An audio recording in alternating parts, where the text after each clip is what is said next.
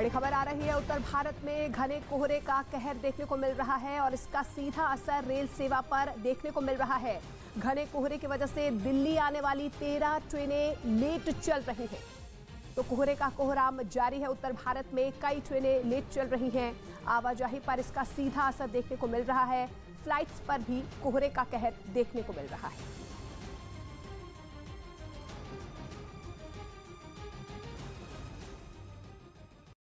Putin की आंख में चुभने लगे। असल में आर्तुर 2015 में बनी उस रूसी फिल्म के हीरो थे जो रूस और अफगान युद्ध पर बनाई गई थी।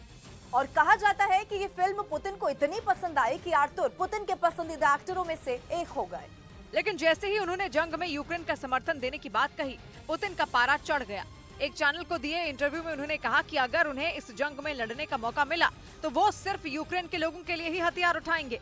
जिसके बाद न सिर्फ रूस में उन्हें विदेशी एजेंट घोषित कर दिया गया, बल्कि इस रवैये पर नाराजगी जताते हुए रूस ने उन्हें देश निकाला तक दे दिया। और उधर खबर है कि उत्तर कोरिया के शासक किम जोंग उन की निगरानी करने के लिए अमेरिका करोड़ों रुपए खर्च करने को तैयार है। बीते दिनों किम ने कई मिसाइलों का परीक्षण करके दक्षिण कोरिया और जापान समेत अमेरिका को धमकाने की कोशिश की थी।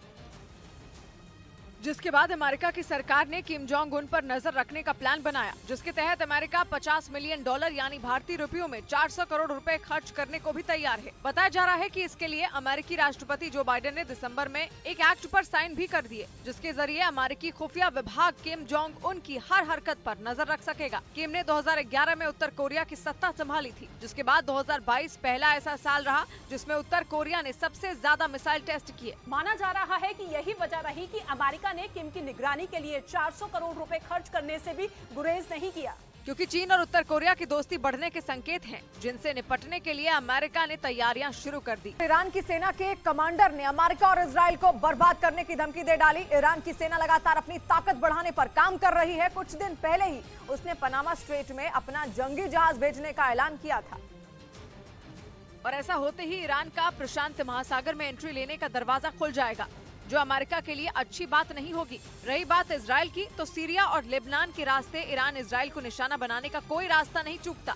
ईरान खुलकर इजराइल को सबक सिखाने की बात भी कह रहा है, जिसका सबूत है इस्लामिक रेवोल्यूशनरी गार्ड कोर के एक कमांडर अली फदवी का बयान, जिन्होंने खुलकर कहा कि ईरान अपनी सेना का दम बढ़ाने में जुटा है और जिससे बहुत जल्द अमेरिका और इजराइल की तबाही होगी।